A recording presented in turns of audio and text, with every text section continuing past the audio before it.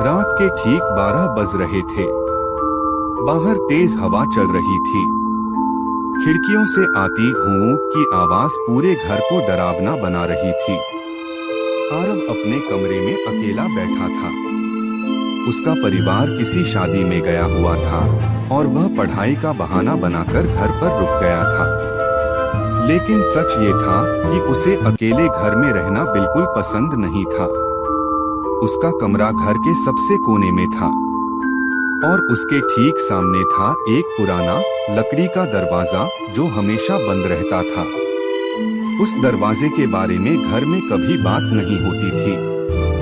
जब भी आरव ने पूछा, मम्मी ये दरवाजा क्यों बंद रहता है, मम्मी बस इतना कहती, वो पुराना स्टोर रूम है, बेकार चीजें भरी हैं, मत खोलना।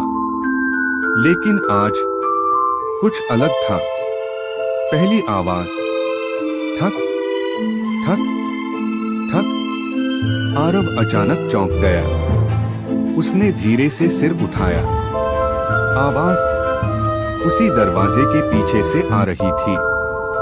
उसका दिल तेजी से धड़कने लगा। कोई होगा, शायद बिल्ली या हवा, उसने खुद को समझाया। लेकिन तभी ठक ठक ठक। इस बार आवाज और साफ थी, जैसे कोई अंदर से दरवाजा खटखटा रहा हो। आरव की सांसें रुक गईं। कौन है, उसने कांपती आवाज में पूछा। कुछ सेकंड तक सन्नाटा रहा। फिर एक धीमी भारी आवाज आई, दरवाजा खोलो। डर की शुरुआत। आरव का गला सूख गया। कौन हो तुम, उसने फिर पूछा।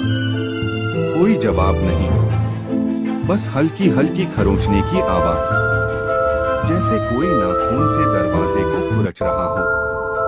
आरव पीछे हट गया। उसने मोबाइल उठाया और मम्मी को कॉल करने की कोशिश की, लेकिन नेटवर्क नहीं था। ये कैसे हो सकता है, उसने बुदबुदाया।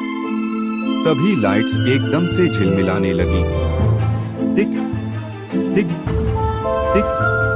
और फिर पूरा घर अंधेरे में डूब गया।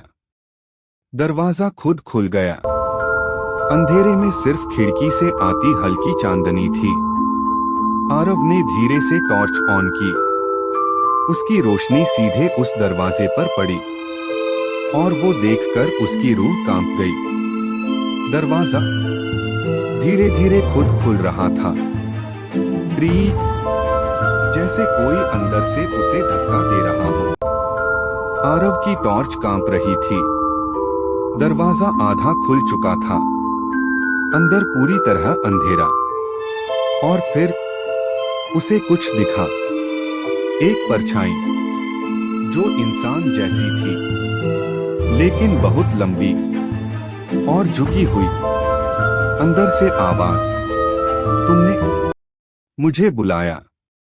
आवाज गूंजती हुई आई। आरव डर के मारे पीछे हटता गया। नहीं, मैंने नहीं बुलाया, वह हकलाया। परछाई धीरे धीरे दरवाजे से बाहर आने लगी। अब उसका चेहरा भी दिखने लगा, सफेद, बिना आंखों का, और एक अजीब सी मुस्कान। भयानक सच्चाई। आरव को अचानक याद आया, बचपन में सुना था, इस कमरे में एक आदमी रहता था जो पागल हो गया था और उसने खुद को इसी कमरे में बंद कर लिया था। कुछ दिन बाद वो मरा हुआ मिला, लेकिन लोग कहते थे वो आज भी वही है। पीछा शुरू। अचानक वो परछाई तेजी से उसकी तरफ बढ़ी। आरव चीख पड़ा। वो भागा सीढ़ियों से नीचे। पूरा घर अंधेरे में डूबा था। हर जगह से आवाजें, ठक ठक ठक, जैसे हर दरवाजे के पीछे कोई हो। बचने की कोशिश। आरव मुख्य दरवाजे तक पहुंचा। उसने उसे खोलने की कोशिश की, लेकिन वो लॉक था। नहीं, खुल जा, वो चिल्लाया। पीछे से कदमों की आवाज, धीमी, भारी और करीब आती हुई। आखिरी सामना। आरव ने डरते डरते पीछे देखा। वो चीज अब उसके सामने थी। उसकी खाली आंखें सीधे उसे देख रही थीं। अब तुम नहीं बच सकते। अचानक ट्रिंग ट्रिंग डोरबेल बजी। वो चीज रुक गई। आरव ने तुरंत दरवाजा खोला। बाहर उसका परिवार था। अंत या शुरुआत? सब अंदर आए।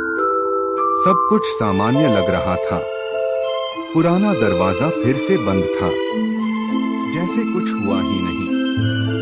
लेकिन उस रात जब आरव सो रहा था, उसे फिर वही आवाज सुनाई दी, ठक ठक। और इस बार आवाज आ रही थी उसकी अपनी अलमारी के अंदर से। आरव की आंखें झटके से खुल गईं। डर का एहसास। आरव धीरे धीरे उठा। उसका दिल इतनी तेज धड़क रहा था कि उसे अपनी सांसें सुनाई दे रही थीं। उसने धीमे से कहा, "कर कौन है वहां?" कोई जवाब नहीं। बस अलमारी के अंदर से हल्की खरोंच की आवाज। अलमारी खुली।